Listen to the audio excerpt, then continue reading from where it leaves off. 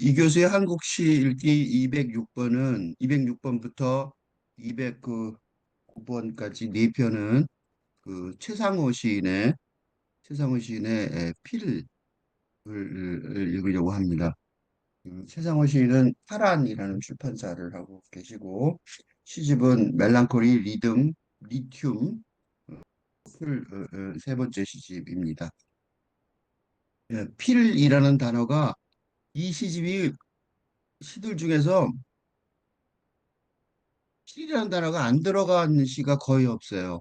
몇 편 빼놓고 전부 다 필인데, 그래서 필 하나만 가지고 시가 쓰여진 거니까 제목이 없어도 될 지경이죠. 그 필이라는 단어가 엄청나게 중요한 단어가 되는데, 그래서 그렇게 중요한 단어라고 보라고 최상호 시인이 어찌 보면 거꾸로 독자에게 강요하고 있는 셈이랑 마찬가지죠. 그래서 필이라는 한자를 다 찾아보면 이거예요. 반드시 필. 그 한자를 잘 모르는 분들도 있을 텐데 그 부수라고 그래요. 그러니까 이 한자를 찾으려면 옥경이라는 걸 찾는데 이 글자가 찾아 있는 자리는 심이라는 마음심이라는 부수. 그러니까 옆에 이 심자가 가운데 들어가 있으면서 글자들이 쭉 연결되거든요. 거기서 이게 몇 획인가 쓰여지는 획수 있죠. 하나, 둘, 뭐 이렇게 셋, 넷, 다섯, 이게 5획. 그러니까 신부의 5획 정도에 가면 필이라는 단어가 있어요. 그런 식으로 한자를 찾거든요. 그래서 이 반드시 필이라는 게 마음 신부에 있는 거죠. 마음에 관한 거예요. 그죠? 마음에 관한 거에 이어지는 그 내용인데 그 내용이 뭐냐면 마음 중에서도 반드시 틀림없이 꼭 이런 거 오로지 그 만약 혹시 있을지 모르는 뜻밖의 경우에 또는 모두 또는 기필코 그런 말이 죠 기필코 그러니까 기약을 두어서 이게 기는 기간이죠. 그러니까 기필코 이루어낸다 그런 뜻이 있죠. 전일은 그 전부 하나죠. 그러니까 마음과 힘을 오로지 한 곳에 모아서 쓴다는 거고 믿다, 신뢰하다 그런 뜻도 있고 보증, 그지? 어떤 사물이나 사람에 대해 책임지고 틀림이 없음을 증명하다. 그리고 또 끈이라는 뜻도 있고요. 이 한자의 구성 원리는 이 한자라는 거는 영어와 달리 표의 문자란 말하고 표음 문자라는 말은 아시죠? 표의 문자, 표음 문자가 있는데 표음 문자는 음, 그 음을 그냥 표현하는 문자. 예를 들면 영어가 그래요. 영어. 영어는 일단 이건 뭐예요? 이게 뜻이 없죠. 러브. 그럼 사랑이죠. 그러니까 우리가 러브라고 어? 읽고 그 뜻은 이 글자에서 표현되지 않았죠. 되지 않은 음, 문자. 이걸 표의 문자라고 하는데 표음 문자, 음을 표현한다는 뜻이에요.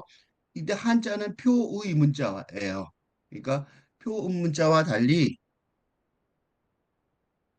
표의 문자는 뭐냐면 의는 여기서 표의 문자는 한자로 쓰면 한자니까 한자를 좀 쓰면 되겠죠. 표의 뜻을 그지? 글자의 음과 상관없이 일정한 뜻을 나타내는 거예요. 그러니까 이때는 거꾸로 음은 관심이 없어요. 그지? 그러니까 그 의는 뜻이거든요. 뜻, 뜻을 나타내는 문자. 그죠? 그래서 아까 필자가 마음심이 들었죠. 마음을 나타낸다는 뜻이잖아요. 그죠? 표문자인 그래 표문자이기에 한자는 뭐를 하냐면 그 구성 원리를 검토할 수가 있어요. 그죠? 이게 어디서 나온 거지? 어떤 뜻으로부터 시작됐는지를 알 수 있잖아요. 그래서 한자 공부하는 좋은 방식 중에 하나가 무슨 뜻이었을까 원래 그런 걸 보면 돼요. 그지? 예를 들면 집이란 뜻이죠. 가. 예를 들어 집. 그래서 집가라고 그래요. 이걸 보고 집가. 집가. 예를 들어 집가의 경우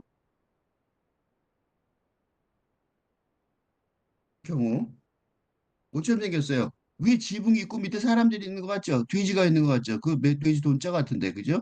그래서 옛날에는 집에 동물이나 그런 거 같이 키웠으니까 뭐 그런 것도 같이 키웠겠죠? 그러니까 치과의 경우에도 어? 예전에 예전에 GV 그림 그지?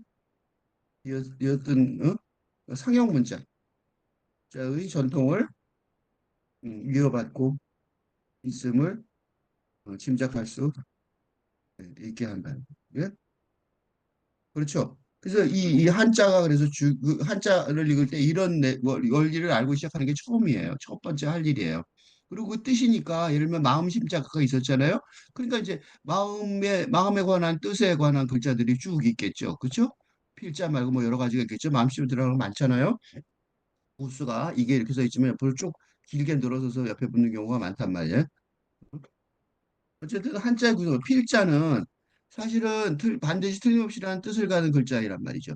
그러니까 심자는 그러니까 부수가 마음 심자가 부수로 지정되어 있지만 이게 세상이 돌아가면서 바뀌었어요. 그래서 원래는 심장이나 마음과 아무 관계가 없다는 거야.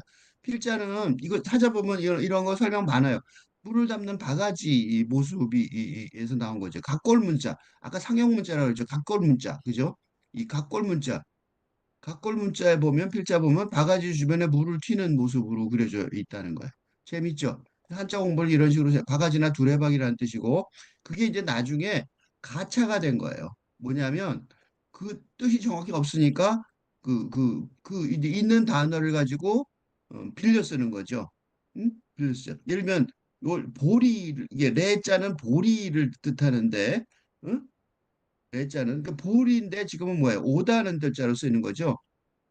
이런 거랑 비슷하게 어, 그 필자도 저거 뭐야 바가지 두레박이라는 뜻이 원래 그 모양이었는데 이걸 가차를 해서 반드시 틀림없이라는 뜻이 됐다는 거야. 그래서 그럼 바가지는 뭘로 쓰냐? 다른 걸로 써. 그 목자에다가 여기 보면 여기 자루 빗자루 있잖아요. 빗자루 비. 예, 빗자루라고 할 때 그 빗자루가 바로 자루비예요. 근데 자루비인데 비자가 있고 비에다가 요 빗자 한자 있죠? 자루 빗자 한자. 우리가 쓰는 빗자루라는 거는 비라고 그냥 말해도 돼요.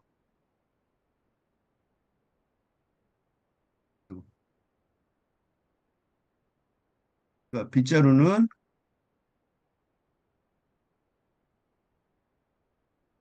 비자루에서 빗자루가 된 거예요.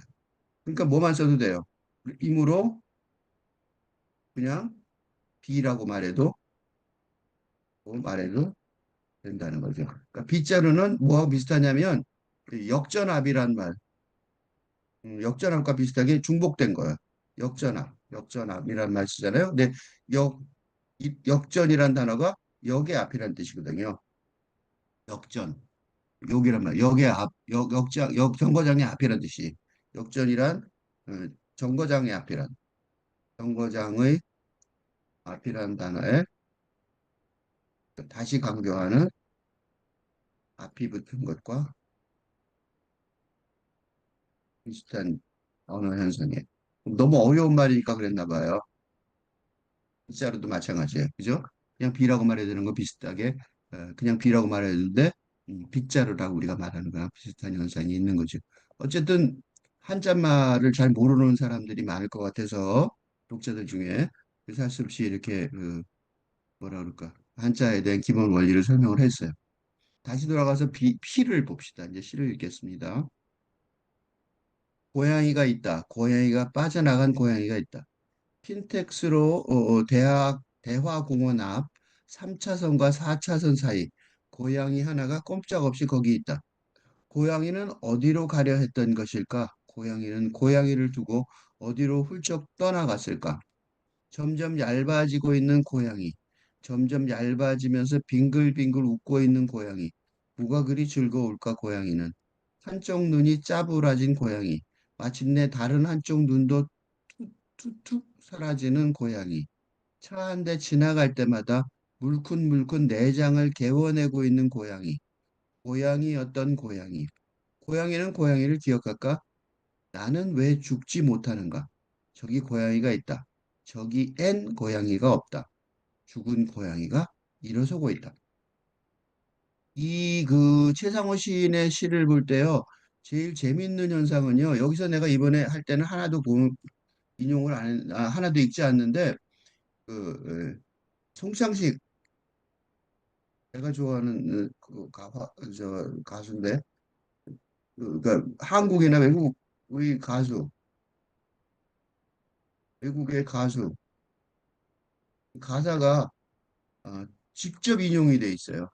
가가 따옴표 없이 따옴표 없이 시의 언어로 직접 인용이 돼 있는 시편들이 아주 많습니다. 이 거기서는 아니 인용을 안 했는데 그 원리를 이제 설명을 지금 하려고 그러는 거예요. 그게 무슨 뜻일까? 그죠? 그러니까 우리는 왜 이게 중요하냐면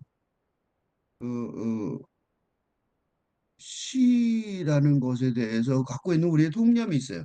시, 포에트리에 대해 예, 포에트리에 대해 그 뭐라 그럴까?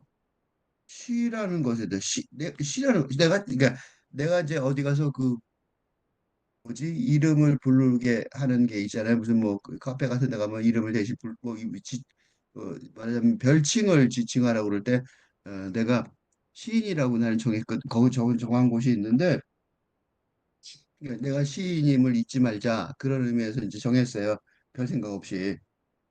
근데 불릴 때마다 조금 약간 이상한 느낌을 받기 시작했는데 어느 틈엔가 왜냐면 어떤 스타벅스인데 그게 스타벅스에서는 그 미대 앞에 있는 스타벅스였는데 내가 주문한 그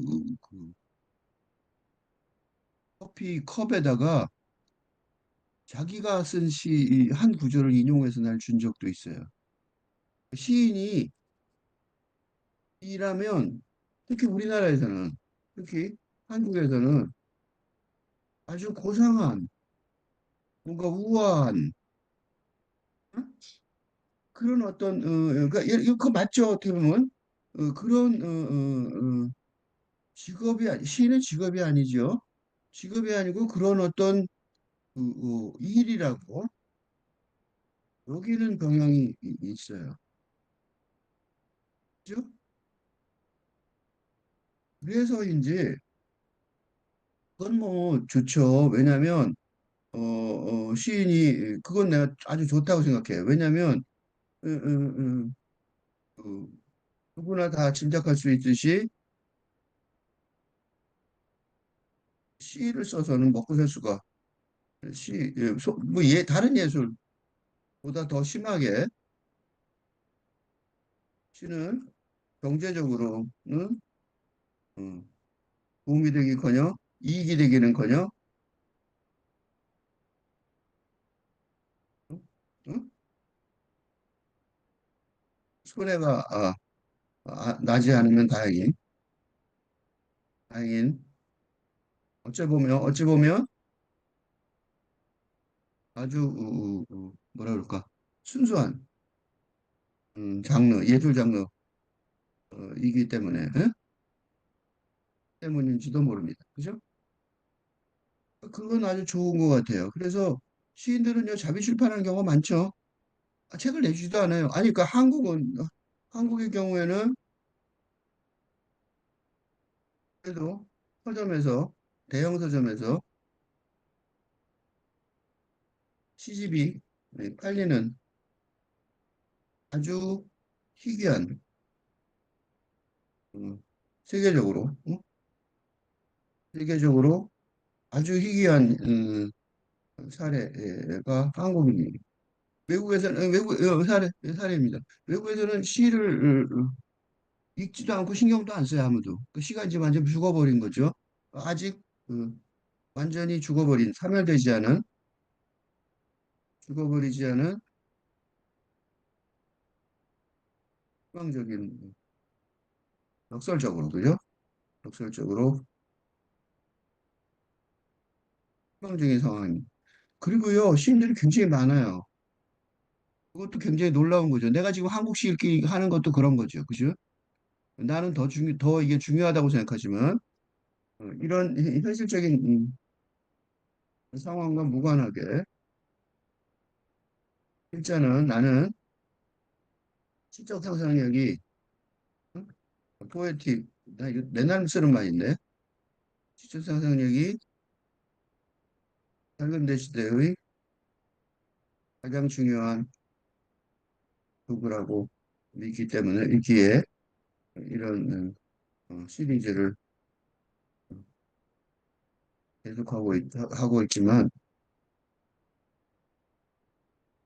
신자유주의, 이 자본주의 이 현실 속에서 시의 현실 위상은 낮다고 할 수 있습니다. 그래서인지 시가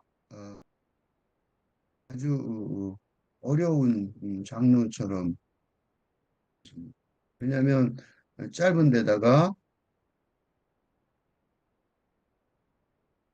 어, 무언가 중요한 내용을 담고 있는 거가 있어서인지 음, 일상어를 어, 사용하지 않고 일상어를 중심으로 두지 않고 음, 않는 경향이 높습니다. 내가 무슨 얘기인지 짐작이 되시죠? 최상호 시인은 어때요? 반면에 최상호 시인은 조금 전 읽은 시를 보도 알겠지만 또 아까 송창식 같은 어, 송창식, 송창식 같은 가수의 응? 일상어일 수밖에 없죠, 그죠?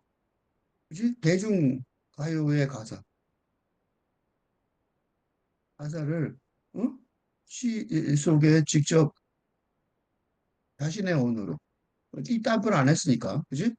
그 자신의 언어로 소화한 것으로 이, 이, 이, 사용하는 인용도 아니죠, 그러니까 인용한 것도 아니에요, 그지? 인용한 것도 아니고 사용하는 전략은 응? 사용하는데 이런 전략은 내가 볼 때 이런 전략은 아주 의도적인 거라고요. 아주 의도적이에요. 응? 아주 의도적입니다. 왜냐하면 여러분들이 그 문학평론, 시평론을 조금 읽어본다면 한국의 평론 사회에서 어? 시다운 시 같은 구절에 대한 평가가 얼마나 높은지 쉽게 알 수 있습니다. 파악할 수 있습니다. 내가 제일 답답해하는 거는 어떤 게 있냐면 그 시평론에서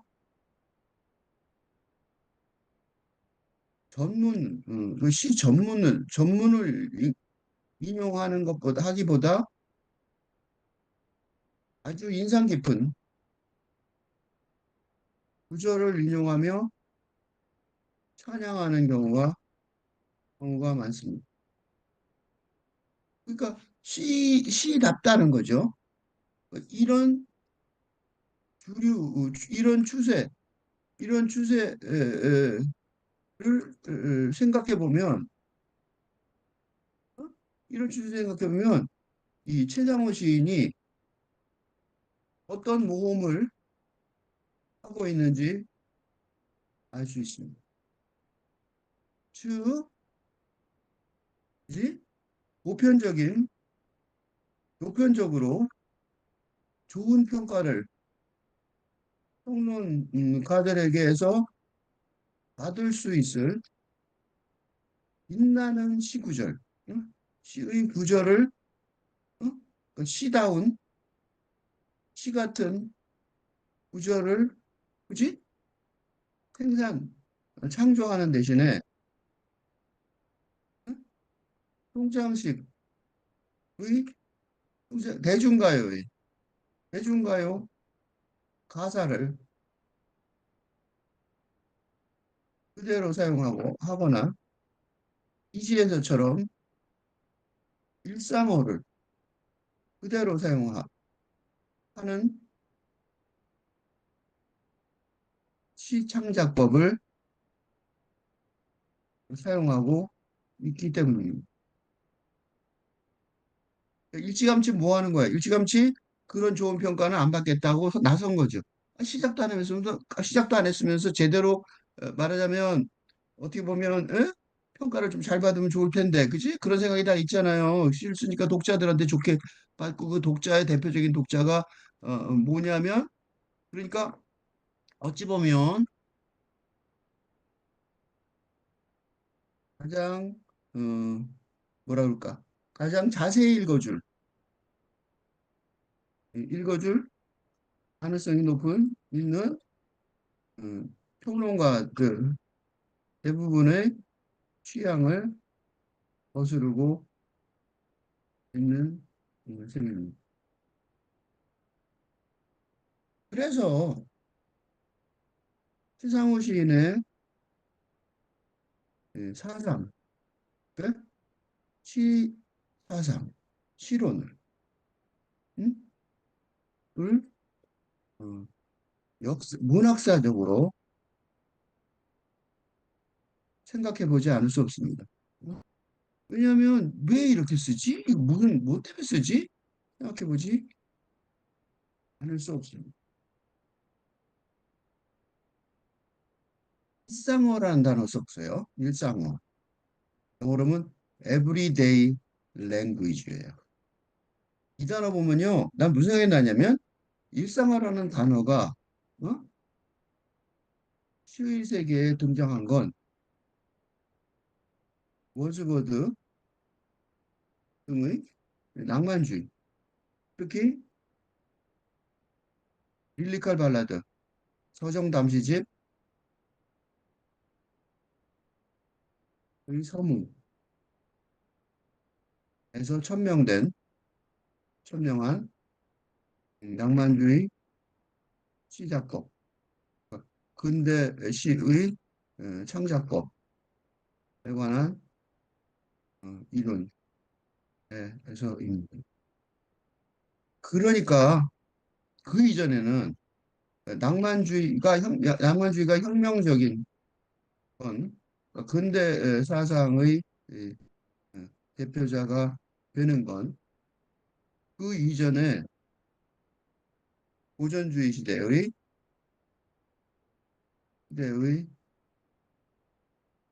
시의 특징이 뭐였냐면 시의 특징이 시어, 포에틱 딕션에 있었기 때문입니다. 시어가 뭔지는 그러니까 뭐냐면 시어는 시에서만 특별히 쓰이는 응? 시에서만 특별히 사용되는 사용되는 언어인 시어를 주로 사용하는 신세계. 이게 어디도 있냐면 이게 그 우리나라 한국의 조선시대의 시조에서도 그런 경향이 어? 그런 경향이 두드러집니다. 그지? 그지? 우리 시세계도 우리 중고등학교 때 시조 배웠죠. 그 시조에 보면 그렇죠. 시조에 보면 대부분 다 저기 뭐야 용어가 딱 정해져 있잖아요. 임금님이 뭐 님 그러면 다 임금님이고 그죠? 그 읽기가 어쩌면 되게 쉽잖아요. 그죠? 그러니까 최상호 시인의 일상어로 치쓰기 시로는 일반 대중의 일상어로 시를 쓰겠다는 응? 그지? 일상어로 시를 쓰겠다는 낭만주의 전통, 그지? 근데 낭만주의 전통의 전통을 중요시 한다는 선언이 됩니다. 왜, 근데 거기서 하나 또 질문이 있어요. 이 낭만주의는 1798년이죠. 아까 이 서른단 시집. 이게 언제냐면 1798년이란 말이에요. 그러니까 아주 오래된 얘기예요. 근데 그 오래된 과거를 왜 돌이키는 거지? 라는 생각이 들죠. 근데 이게 한국의 특수 상황, 아까 그 상황에서는 충분히 유의미한 문학사적 선언입니다. 왜냐하면 한국은요, 이게 이제 근현대라는 1910년대 이후에 한국 문학사의 왜곡된, 뭐지? 한국 문학사의 왜곡된 현실을 생각하지 않을 수 없는데, 어, 일제 강점기가 시작되면서 한국은, 특히 서울은, 특히 경성은, 경성이 근대화를 시작하게 되었고, 그죠? 그전에 근대가 뭔지도 몰랐단 말이죠. 철도가 생기고, 커피가 생기고, 그지? 철도, 커피, 어? 카페, 뭐, 위스키,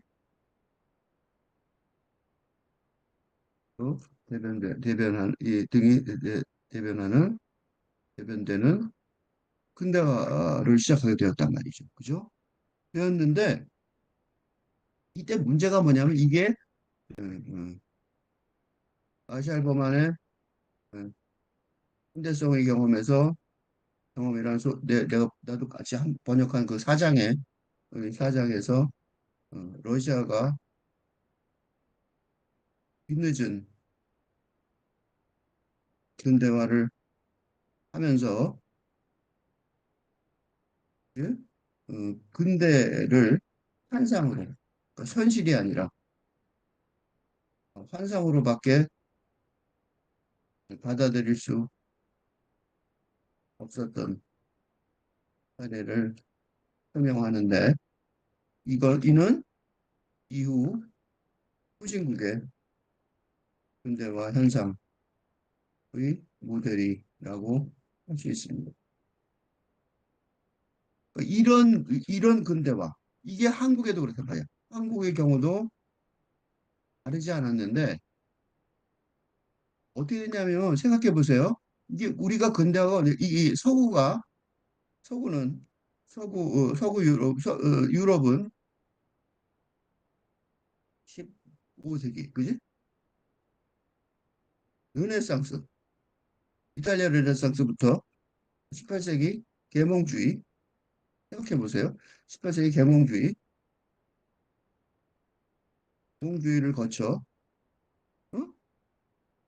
계몽주의를 거쳐 19세기 뭐 거쳐 20세기 어, 식민대국주의까지 오랜 세월에 걸쳐 근대화가 진행되었고 그죠? 오랜 세월에 진행되어 천천히 그리고 19세기 말에는 1890 특히 1890 1920년 거의 모더니즘 예술운동은 불국주의 전성기임에도 불구하고 응? 유럽을 황무지라고 부른 엘리어처럼 응? 무슨 일이 벌어지냐면 엘리어처럼 그, 그, 그 근대를 벗어난 세계관 현대성의 모색이 본격적으로 시작되었습니다. 근데 이 한국 경우는 내가 한국 경우는 다르지 않다고 딴소리 했었죠. 왜냐면 요걸 먼저 설명했어야 되기 때문에 그래요. 일부러 그래놓고 다시 한 거예요. 한국의 경우는 러시아와 마찬가지로 일본도 좀 그랬죠. 어? 그러니까 일본을 경유해 어? 유럽의 어, 문화를 수용한 하게 된 한국의 경우도 다르지 않았는데, 그러니까 이 1910년부터 시작된 20, 30년대의 한국 문학은, 그러니까 이게 근대 한국 문화지. 근대 한국 문학이 본격적으로 시작하면서 우리는 어떻게 됐냐면, 그러니까 본격적으로 시작하니까 첫째, 어, 워즈워드 아까 나온 거 있죠? 워즈워드의 낭만주의, 18세기에 1798년의 워즈의 낭만주의의 사상을 특히 시의 측면에서, 그지? 시창작의 측면에서 그쪽만 얘기하는 거예요. 시작하면서 시창작의 측면에서 워즈버스의 낭만주의 사상을 도입함과 동시에 이 1930년대의 이미지즘, 이건 뭐냐면 이미지즘은 뭐냐면 뭐였어요? 모더니즘, 그지?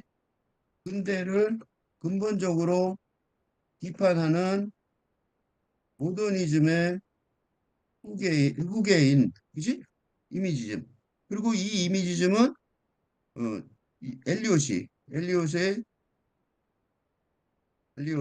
모더니즘의 시인 엘리엇이 직접 참여했던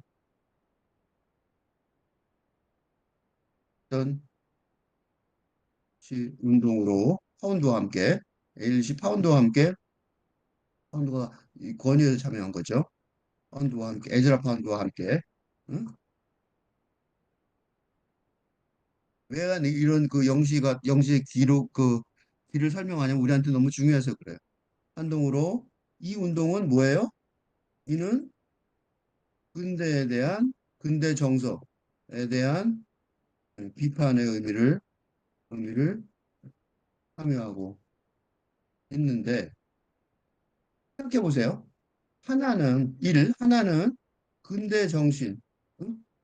근대 시정신의 이고 다른 하나는 근대 시정신의 비판인 탈근대성의 시정신이므로 이 두 개의 성향이 응? 어떻게 됐어요? 유럽에서는 어떻게 돼요? 오랜 세월, 1930년, 1798년 오래됐죠. 그지? 그러니까 100여 년 이상, 150년 정도의 차이가 이 두 개, 150년, 140년인가? 140, 적어도 140년 정도의 차이가 있는 예술 성향이 응? 동시에 한국에 예, 도입되게, 도입되게 되면서 첫 번째 성향을 근대라고 부르고 두 번째 성향은 을 영어로 번역할 수 없는 현대라고 부르는 버릇이 한국 문학의 시초에서부터 있었다는 거예요. 그리고 세련된 게 뭐예요? 세련된 게 이미지즘이 더 세게 있겠지. 이미지즘이 응? 더 최신의 것이니까 더 세련되게 받아들여졌을 것이고, 그리고 아니나 다를까 정지용 등의 시세계가 이를 중심으로 전개되고 되었습니다. 되었고 이게 한국 서정지, 한국 시의 주류인 서정시의 권리가. 그러니까 한국은 본질적으로 문제가 있는 거예요. 그렇죠? 그래서 바로 이런 전통 때문에, 전통 때문에 이 평론가들이 뛰어나게 아름다운 이미지즘의 어, 시 구절을 특히 찬사를 보내고 중시하는 어, 경향이 두드러 두드러지게 되었습니다. 이게 전통이니까 우리한테 그죠? 그러니까 경제에서만 그러니까 한국 경제가 압축 성장 어?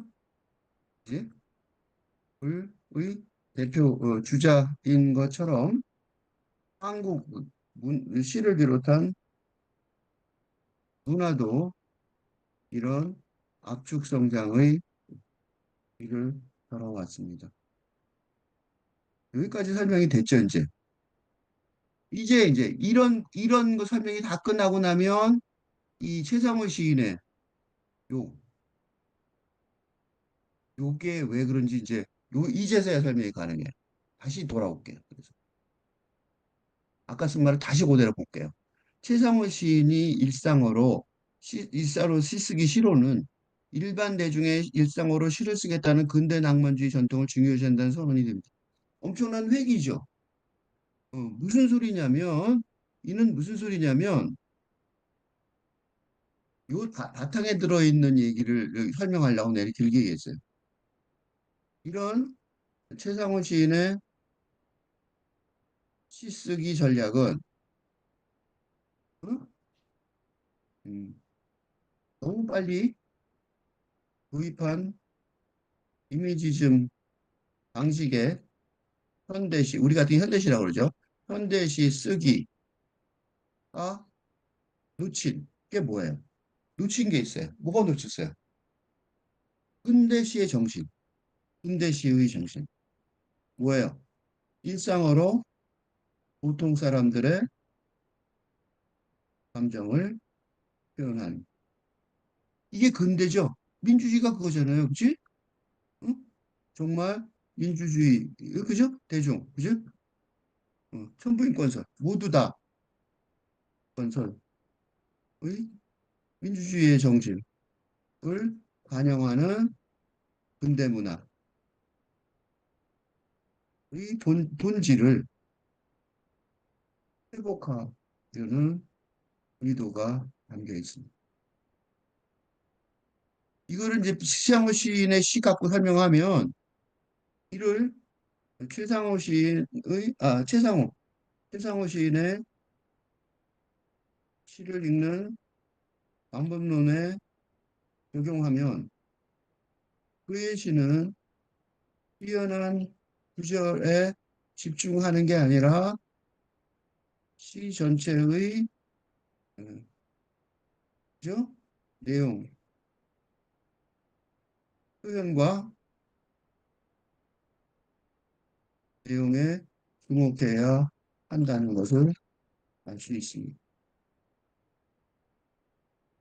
여기까지 겨우 읽는 기본적인 왜 일상으로 쓰는가에 대한 설명이 겨우 됐는데 아직 안 끝났어요. 이제 최상호 시인의 일상어 시쓰기 전략을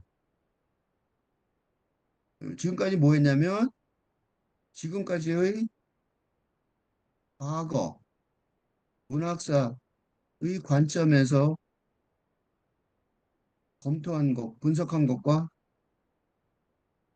달리 왜냐하면 최상호 시인은 왜 지금 쓰냐고. 그거는 미래의 미래 그러니까 달리 왜냐하면 시인이 지금 이 돈도 안 되는 시를 쓰는 이유는 미래의 세대, 그치?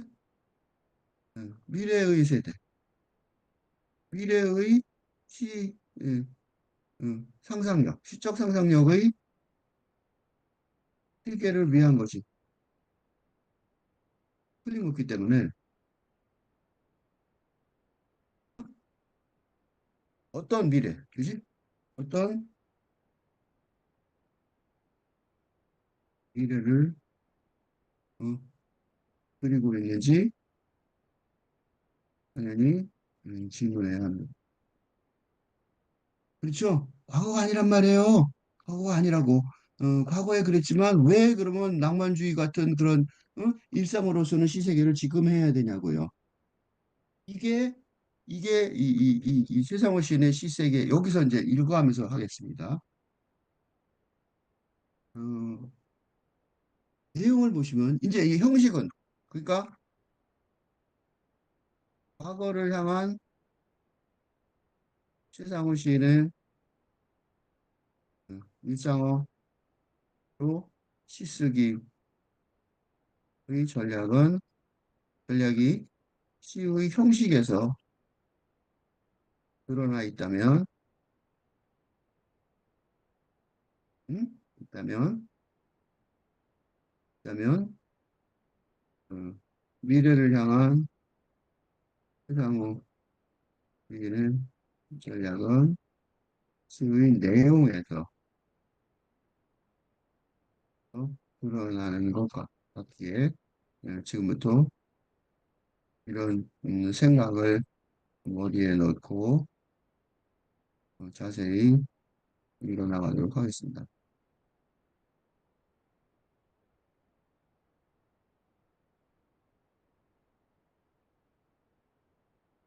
이제 이제 시를 읽을 거예요. 고양이가 있다? 고양이가 빠져나간 고양이가 있다. 읽어서 아시겠지만 이게 뭐예요?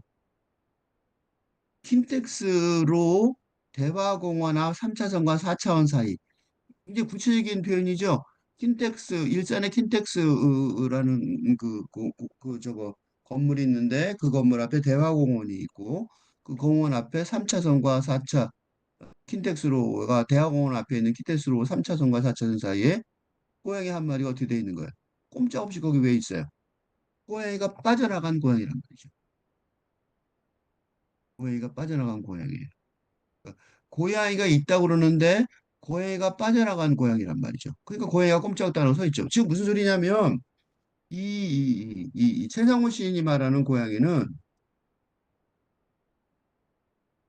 이 시에서 어, 필연코 말해야 하는 써야 하는 말해야 하는 아니 시로 써야 하는 고양이는 무슨 소리냐면 살아있는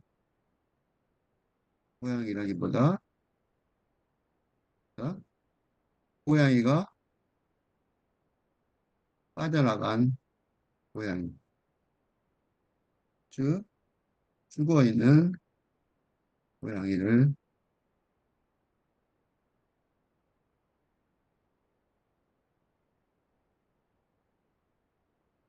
그러니까 죽어 있는 고양이를 말하는 식이에요. 그러니까 살아있는 고양이를 우리 살아있는 고양이는 다 말하죠. 이제 애완동물 개와 더불어 인기 있는 애완동물인 살아있는 고양이는 굳이 시로 쓰지 않아도 고양이 카페 등 아주 많이 말해지고 있습니다. 그러니까 시로 쓴 이유는 고양이를 쓴 게 아니라 이 고양이가 빠져나간 고양이가 빠져나간 고양이에 관한 시를 쓰지만 이는 여기서 중요한 말은 이 구절에서 중요한 부분은 빠져나간 그러니까 빠져나간 그러니까 고양이가 만약 아니고 다른 것일지라도 그죠? 고양이를 우연히 만났으니까 네 고양이가 아닌 다른 것으로 고양이는 라는 고양이라는 말하자면 객체는 또는 시의 주체는 객체로 보기 좀 어려워요. 왜냐하면 객체는 객관적인 묘사의 대상이 되는 객체인데 왜냐하면 이 시에서는 고양이를 객관적인 대사로 볼 수가 없어요. 왜냐하면 그거보다는 훨씬 더 이시 객체이기도 하지만 이 시에서는 그 시의 그 묘사에서는 최상호 시인의 묘사하는 어법 때문에 어? 주체처럼 그렇다고 해서 시인은 아니지만 시인이 아니죠. 여기서는 화자죠. 페르소나라고 그러죠. 시의 화자인 페르소나까지는 아니지만 그래도 그지? 이거 말하자면 자아나 존재성을 가진 주체로 어, 전개되고 그러니까 이야기가 전개되고 있습니다. 그죠? 근데 문제는 이 고양이도 그렇지만 이게 지금 문제가 두 개예요. 하나는 이걸 제대로 잘 보려면 하나는 고양이라는 것을 어떻게 묘사했는지가 문제인데 요거는 조금 이따 하려고 그래요. 요거는 그냥 첫시니까 다 해버립시다. 요거부터 먼저 해볼게요. 좀 더 읽어볼게요. 여보세요. 고양이는 어디로 가려고 했던 것일까? 요거는 뭐예요? 고양이는 어디로 가려고 했던 것일까? 요거는 화자가 말하는 거죠. 화자인 페르소나가 고양이라는 객체, 죽은 사체죠. 사체를 보고 궁금해하는 공연. 그죠? 고양이는 어디로 가려고 했던 것일까? 왜 그러잖아요. 우리가 저 고양이가 도로 한복판에 죽어서 있으면 그 얼마 안 됐던 것 같아요. 이게 왜 얼마 안 됐냐면 여기에 보면 뭐 쭉 나오죠, 그지? 뭐 한쪽 눈이 짜부라지는 고양이, 마침내 다른 눈도 툭 사라지는 고양이. 그러니까 고양이가 한쪽 눈은 이미 없었는데 자기가 볼 때 한참을 서 있던 거예요. 근데 차가 그 안에 3차선, 오유, 3, 4차선이면 어마어마하게 다니겠죠. 그러니까 이제 다른 쪽 눈도 마침내 툭툭 사라지고 그다음에 그 차 한 대가 지나갈 때마다 물 끓는 내장을 개어내고 있는 그치? 고양이였던 고양이가 떠나왔죠. 고양이가 빠져나간 고양이, 고양이였던 고양이, 그죠? 이 고양이였던 고양이 요거는 객관적인 묘사죠, 그죠? 고양이였던 고양이 요거는 이제 객관적인 묘사란 말이에요. 일단 죽은 지 얼마 안 된 고양이란 말이에요. 그러니까 이 죽은 지 얼마 안 된 고양이니까 죽은 지 얼마 되지 않은 게 분명한 고양이를 그 사진 한복판에서 볼 수는 없죠. 그러니까 길가에서 확인한 화자인 페르소나의 음, 자연스러운 반응일 것인. 예. 그지? 고양이가 도대체 어디로 가려고, 아유, 그거 왜 건너가려고 그랬을까? 그지? 위험한데. 뭐 이런 생각 하잖아요. 그지? 그러니까 그런 반응일 거란 말이죠. 근데 두 번째가 문제죠. 고양이는 고양이를 두고 어디로 훌쩍 떠나갔을까? 그때는요, 그러니까 화자가 대답할 수 있는 문제가 이제 이미 아니죠. 그죠? 왜냐하면 고양이는 고양이를 두고 훌쩍 어디로 떠나갔을까? 이거는 죽은 고양이, 이미 죽은 고양이. 좀 더 자세히 말하면 우리가 육체 속에 있던 영혼이 소울이라고 그러죠. 소울. 이 죽은 뒤 영, 스피릿이 되어 어, 된다는 이런 뭐라 그럴까? 이런 영성사상을 믿지 않는다면 발화. 입에다 뱉어 발화라고 그러죠. 어터런스. 할 수 없는 음, 문장인데. 그죠? 그죠? 알 수가 없죠. 고양이는 고양이는 고양이를 두고 어디로 떠나갔을까? 이때 고양이는 앞에 있는 고양이는 영이 된 스피릿이 된 그지? 고양이는 그런 뜻이죠. 그다음 어떻게 뒤에 건 뭐예요? 죽은 육체로 나는 예? 그런 뜻이겠죠? 그러니까 영이 된 고양이가 아니면 이 말은 설명이 안 되잖아요. 영이 든 모든 사후의 존재가 있다고 보는 거죠. 그건 죽은 고양이로 남은 그죠? 죽은 고양이로 남은 거예요. 우리가 보는 거죠. 지금 이 조금 전에 그러니까 고양이가 빠져나간 고양이란 말도 그러니까 마찬가지 소리죠. 고양이가 빠져나간 고양이는 여기서는 다시 올라가면 이제 알 수 있죠. 영이 돼요. 그지? 고양이가 빠져나간 고양이. 육체만 남은. 그지? 이렇게 말할 수 있겠죠. 그지? 아까도 있었단 말이죠. 그 영이 되어 그래서 내가 아까 이걸 두 가지를 동시에 설명해야 되기 때문에 둘 다 따로따로 설명하려다가 지금 이제 섞어서 설명하고 있는 중이에요. 그래서 설명하면 무슨 소리인지 혼란스러울 테니까 차라리 보면서 하면 되겠죠. 그래서 두 가지가 섞여 있단 말이에요. 영의 얘기도 있고 말하는 스타일도 있단 말이죠. 그죠? 근데 말하는 스타일을 조금 더 볼게요. 어디로 떠나갔을까? 그러니까 이게 영성 사상의 질문을 하고 있단 말이죠. 이는 어, 이게 이런 내용으로 시의 내용이죠. 으로 표현된 사상이 그죠?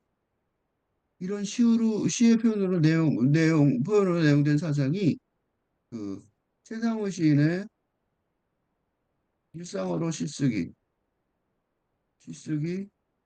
전략과 전략에 부응하는 것 같아 보인다. 그러니까 그러니까 무슨 소리냐면 어, 월스버드의 낭만적 낭만주의 시 창작법으로의 회귀가 아니라 어? 워즈워드는 영에 대한 얘기를 안 했단 말이죠. 그지? 그러니까 워즈워드의 시창작법이 아니에요. 워즈워드의 시창작법은 뭐냐면 내면의 눈, 내면의 눈, 이너 아이라고 그러죠. 육체의 눈을 포함해서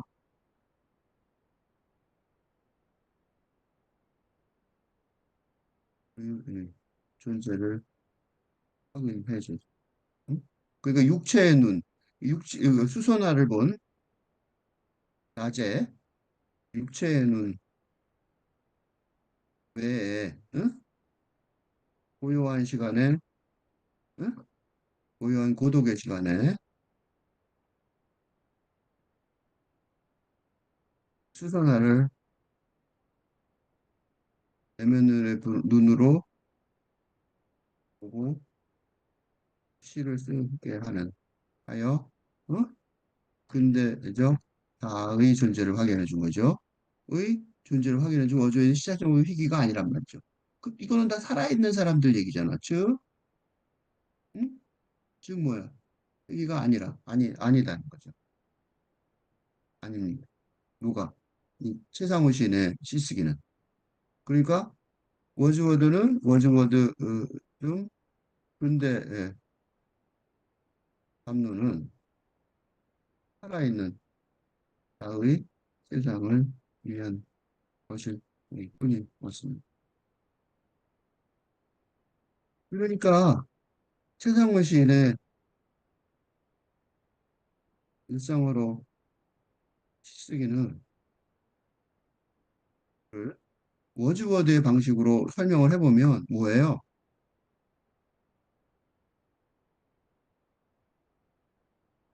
육체의 눈 외에 그러니까 고양이가 준 걸 본 눈이죠. 교통사고로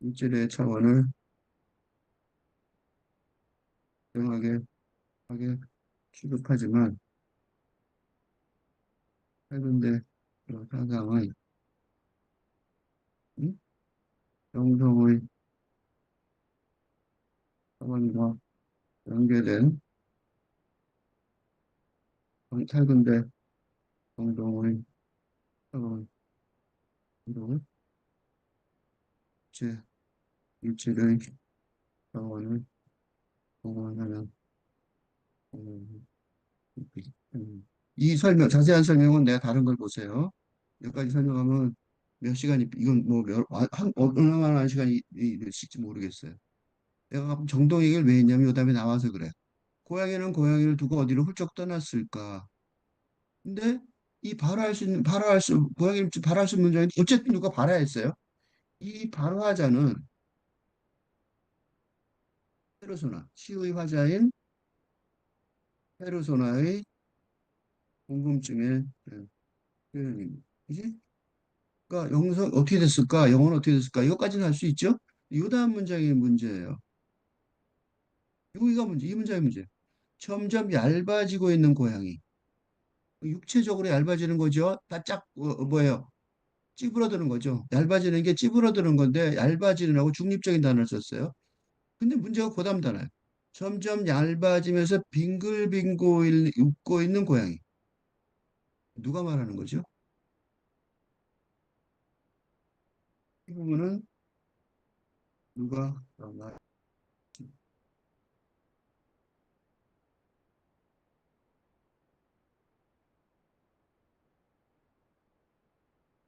문제가 이 부분 누가 말하고 있는 거예요? 점점 얇아지면서 빙글빙글 웃고 있는 고양이. 누가 말하고 있는 거예요? 화자가, 그지? 시의 화자가,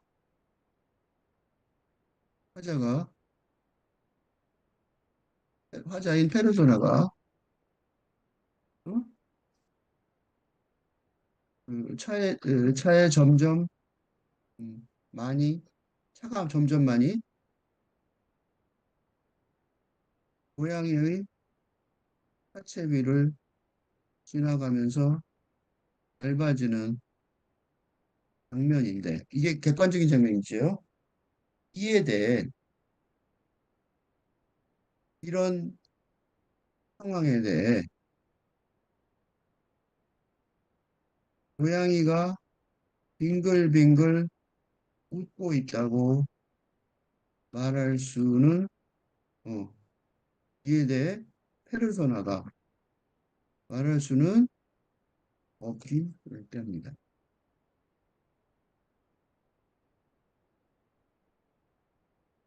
이렇게 생각하면 돼요. 요거를 다른 말로 해볼게요. 요거를 지금 요까지 이해가 안 되면 애가 죽었는데 화장장에서 세워지고 있는데 내 몸이 불에 타면 타는 걸 보면서 빙글빙글 웃고 있다고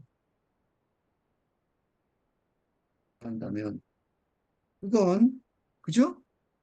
살아있는 나 또는 살아있는 나를 대신해서 말해주는 페르소나 같은 대변인의 발언도 아닌 게 아닌 것이다. 그지? 그렇죠? 그렇잖아요. 그 누구의 말이냐고. 이게 사무엘 베켓의 몰로이라는 소설에서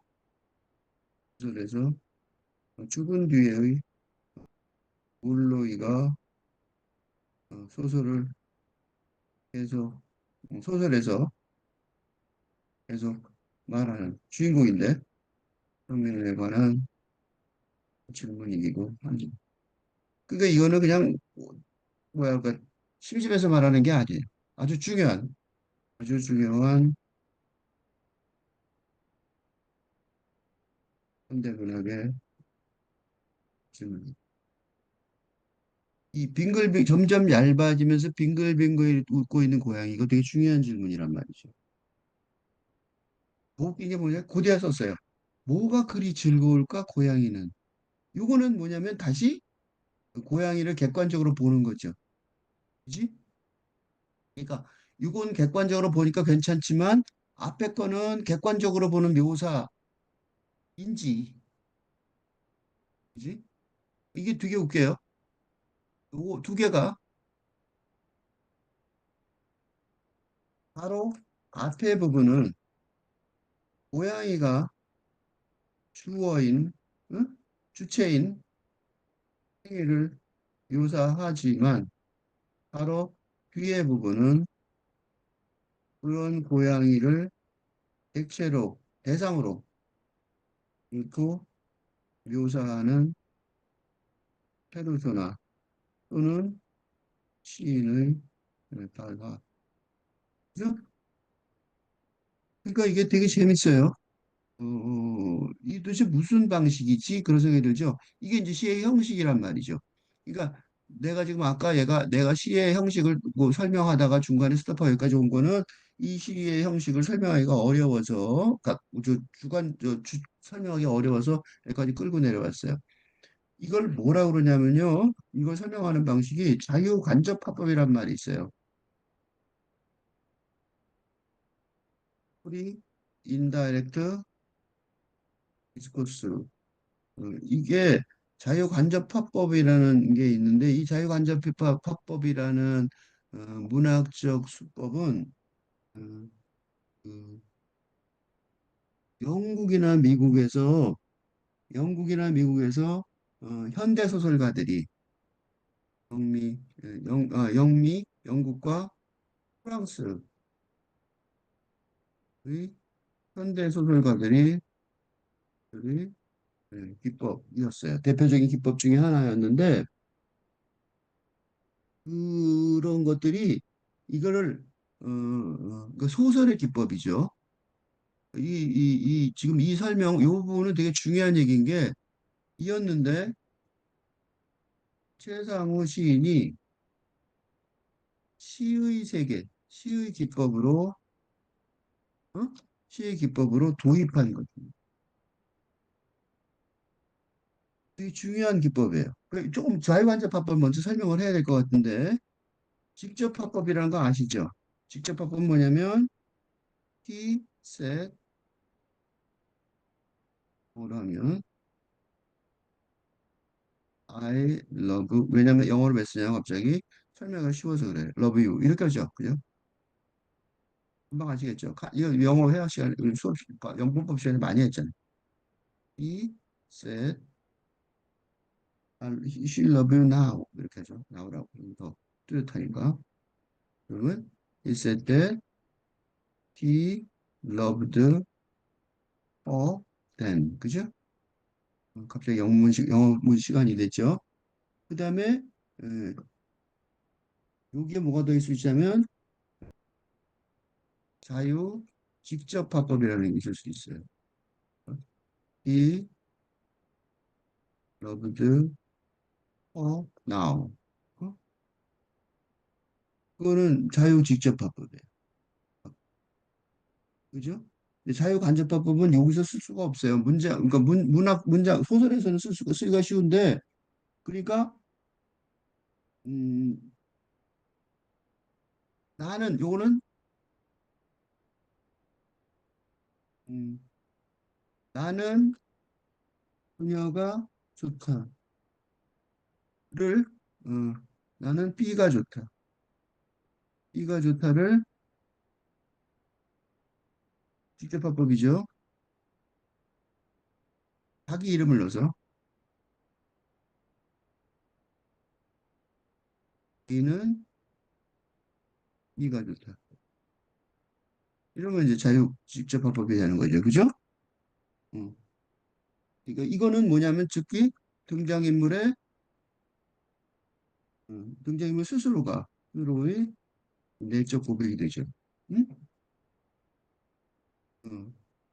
여기까지는 쉬워요. 근데 간접화법은 이게 조금 전에 말한 것처럼 이거예요. 점점 얇아지면서 빙글빙글 웃고 있는 고양이. 고양이가 하는 말이에요. 그죠? 이거 고양이밖에 모르는 말이겠죠. 고양이만 할 수 있는 말일지도 모른단 말이죠. 그러니까 자유간접화법은 음,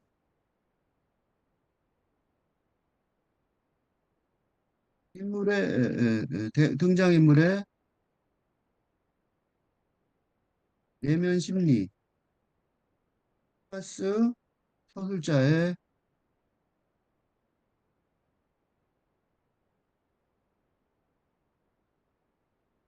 주관의 개입이 동시에 일어날 수 있는 거죠. 그죠?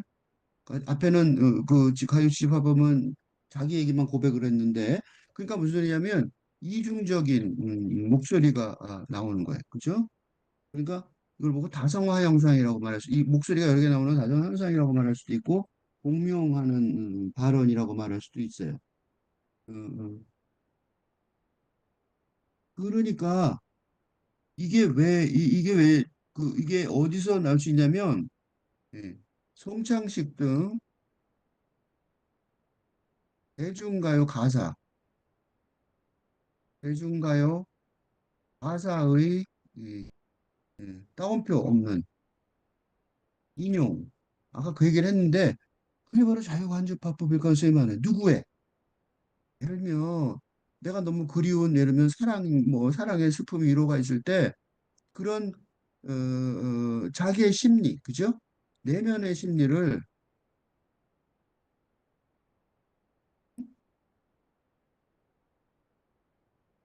가사에 실어, 실어서 우리가 그러잖아요. 목 놓아, 목 놓아 부르는 사람의 심정, 어? 그렇죠? 이 표현된 모습이란, 그렇죠? 그런데 그걸 어떻게 하냐면 그거를 을 이렇게 하면은 직접 합법인데 그거를 페르소나 시의 화자가 사용함으로써 어?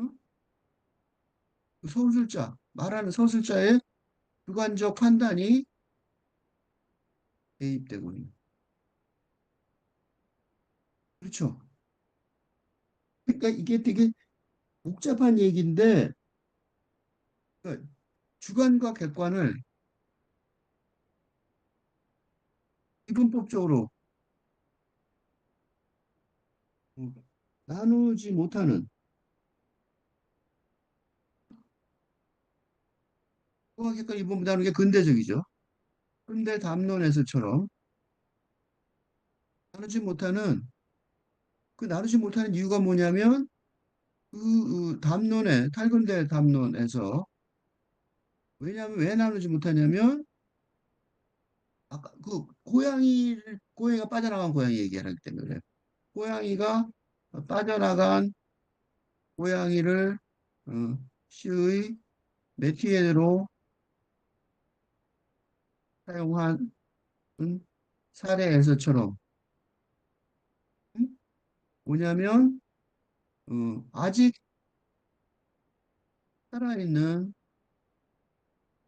시인이나 시인이나 시적 화자인 페르소나가 굳이 정확하게 대변할 수는 없기. 그죠? 다 안다고 말할 수 없죠. 죽은 고양이의 그 마음을 어떻게 하냐고. 그렇지만 뭐예요? 영성의 세계와 연계된 응? 그는 할근대 정동의 차원을 그리는 게 지금 시대 시인의 과업이라고 판단하기. 응? 할근대 담론에서 특히 시에서 사용할 수 있는 것을 적절한 기법으로 여겨 최상호 시인이 소설에서 소설의 자유간접화법을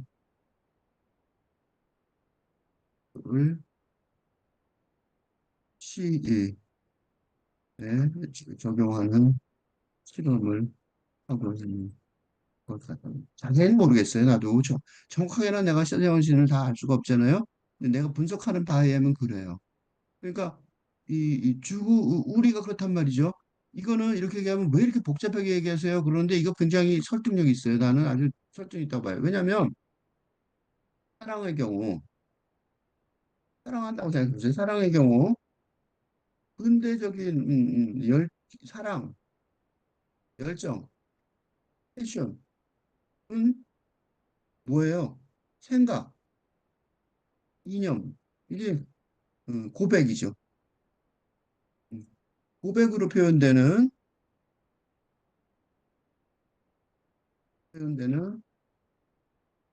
생각.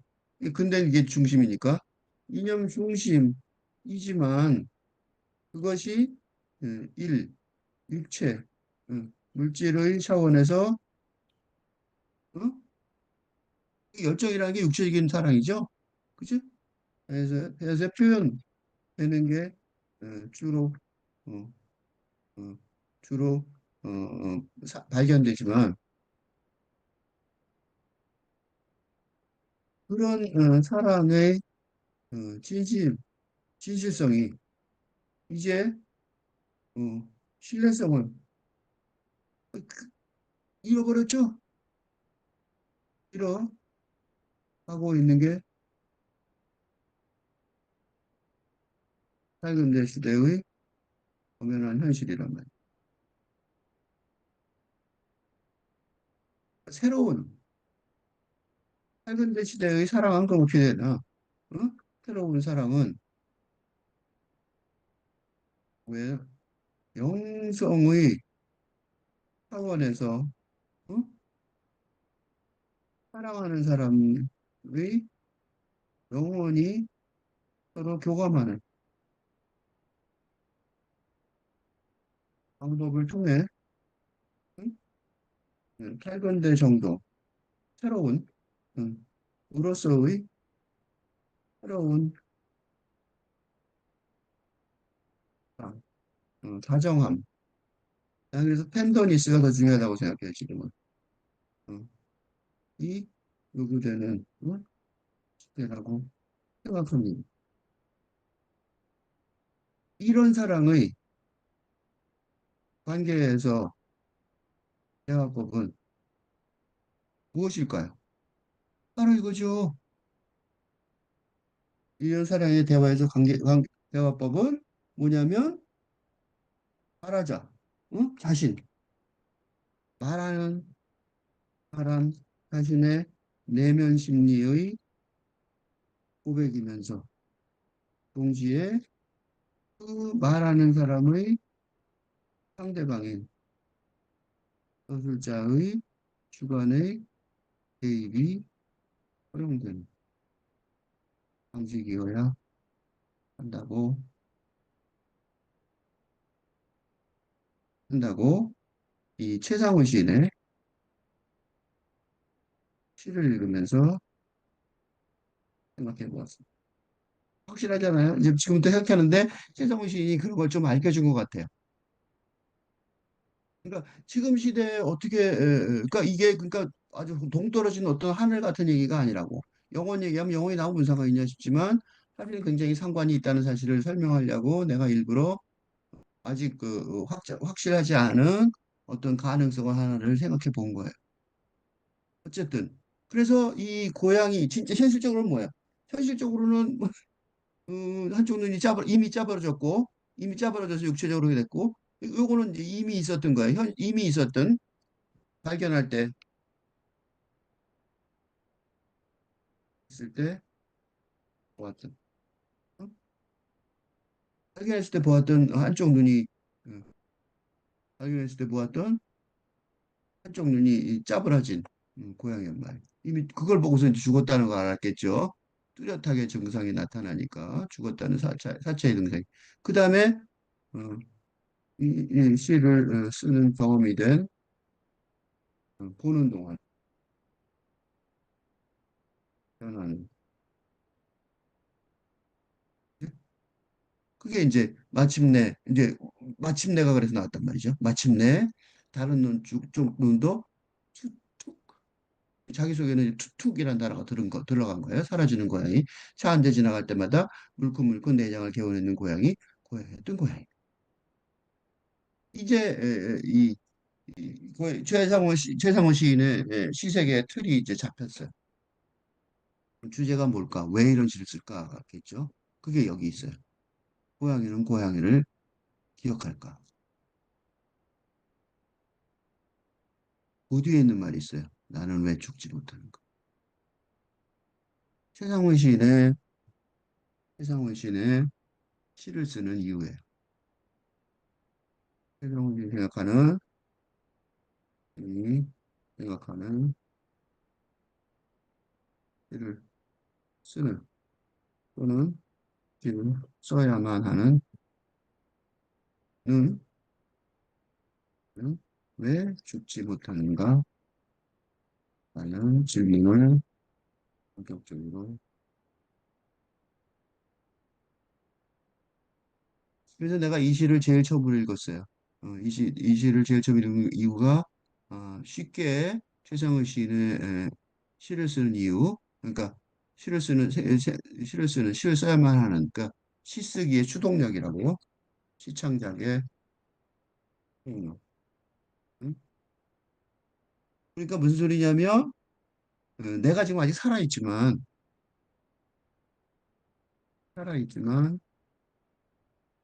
하고요. 그 살아있는 상태만을 응? 고려하는 근대적인 시술기의 담론이 무의미하다고 판단하였고, 그래서 어, 영성의 차원에서 살아가는, 응? 그지? 살아가는 뭐라고 말할까? 방법론, 법을 찾는 주요한 도구로서 시, 예, 필요하다고 여기는 것으로. 그러니까 나는 왜 죽지 못하라는 질문, 나는 왜 죽지 못하는가라는 질문은 죽은 나 최상호 시인의 페르소나가 하는 게 아니라 아직 살아 있으면서 있는 최상호 시인, 그리고 그 페르소나가 하는 질문이라는 것이 하는 게 중요한 점입니다. 그러니까 죽어서 말하는 게 아니에요. 그지? 그러니까 백해에서 몰로하고 좀 다르죠. 백해에서 몰로는 죽었는데 말하는 거거든요. 하지만 최상호 시인은 아직 안 죽었잖아. 안 죽은 게 아니라 전도가 양양한 시인이란 말이죠. 그러니까 나는 왜 죽지 못하는가 하는 질문은 되게 중요한 질문이란 말이죠. 이 질문이 내 생각에는 왜 중요하다고 생각되냐면, 생각해 보세요. 요거 내가 맨날 왜 딴 얘기를 더 하냐면, 이렇게 얘기하면 무슨 추상적인 폭롱한 얘기라고 생각하는 경우가 많은데, 시적 상상력이 시인의 창작을 위한 도구라기보다, 어? 나는 그 생각 안 해요. 팔금대 시대의 살아가는 제대로 살아가는 데 가장 필요한 도구라고 생각하기 때문에 나는 시를 읽고 있습니다. 이건 무슨 소리냐면 똥질 한 말이 무슨 뭐 유령 얘기인가? 뭐 그렇게 생각할까 봐 그래요. 뭐냐면 영성의 자원, 즉 아직 나는 살아있지만 응? 죽은 뒤에 영이 될 영혼을 이게 뭐 생각을 마음을 갖고 있으니까 그지? 그 영성이 중요하다면 응? 나는 왜 죽지 못하는가라는 또 아주 중요해집니다. 그리고 이런 질문은 이 더 중요한 건 근대 담론 따른 행복과 성공의 의미가 지금은 무의미해졌기 때문입니다. 그러니까 진짜 행복이나 진짜 성공이 무엇인지 알려면 뭐가 필요해요? 영성의 차원에서 검토하지 않을 수 없는 세상이기 때문입니다. 고양이가 도와주는 거예요. 뭘 도와줘요? 고양이가 어떻게 해요? 저기 죽은 고양이가 있다. 저기 죽은 고양이가 있는 거야. 그지? 이거는 육체적인 거죠. 저기 육체적으로 근대적인 사고 방식에 의하면 응? 죽은 고양이가 있는 거죠. 그게 육체적으로 죽은 그지? 근대적으로는 그렇죠. 저기 죽은 고양이가 있네 이거죠. 그죠? 근데 지금 죽은 고양이가 어떻게 돼요? 점점 점점 어, 점점 자동차가 지나가면서 없어지고 있네. 없어지고 있는 거죠. 그, 이건 못 뜻해요? 즉, 물질만 중요시하면 허무족이 될 수밖에 없다는 거. 모두 의미가 없어요. 성공과 뭐가 없어요? 행복과 또 이 해지면서. 그치? 그렇죠? 그러니까 저기엔 고양이가 없다.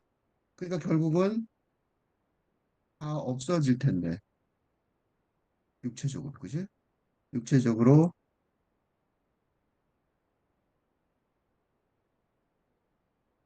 다 없어질 텐데, 물론 아직 안 없어졌지만, 아직 안 없어진 거죠? 그러니까 그 안 없어진 기간 동안 뭘 할 수 있어요? 나는 왜 죽지 못하는가라는 질문을 진지하게 할 수 있다는 거죠. 그죠? 그래서 저기엔 고양이가 없다고 말한 거예요. 지금 진짜 없는 게 아니라 없다고 생각해 보자예요, 이거는. 응? 없다고 생각해 보자예요. 없다고 생각해 보자. 그럼 어떻게 되냐? 근데 마지막에 뭐라고 쓰냐면 죽은 고양이가 일어서고 있다. 이게 최상우 시인이 시를 열심히 쓰는, 예, 그죠? 그가 찾은 인용되는 얘기입니다. 그러니까 이걸 위해서 우리는 잘 모르죠. 주행 고양이가 일어서고 있다는 선언이죠. 주행 고양이가 있다는 선언이라서 우리는 최상원 시인의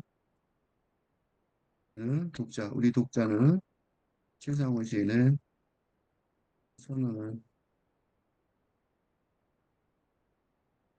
있는데 이런 영성사상의 승리선이 해서 이게 설득력이 있다면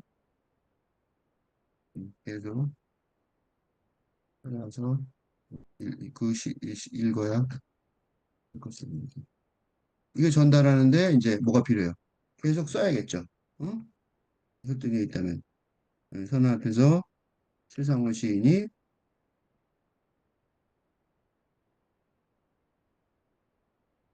계속 것인가? 그걸 이제 우리가 이걸 알기 위해서 계속 찾아서 읽어야겠죠. 어, 처음부터까지 한 번 더 읽고 끝내겠습니다. 필, 최상우.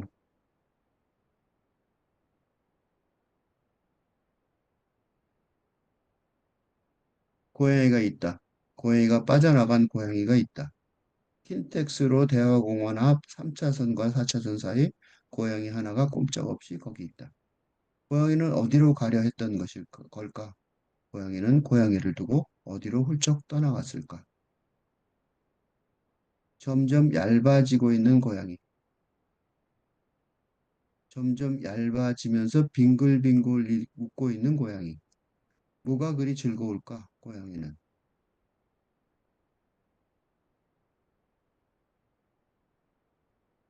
한쪽 눈이 짜부라진 고양이. 마침내 다른 한쪽 눈도 쑥쑥 사라지는 고양이. 차 한 대 지나갈 때마다 물큰물큰 내장을 개워내고 있는 고양이. 고양이였던 고양이. 고양이는 고양이를 기억할까? 나는 왜 죽지 못하는가? 저기 고양이가 있다. 저기엔 고양이가 없다. 죽은 고양이가 일어서고 있다.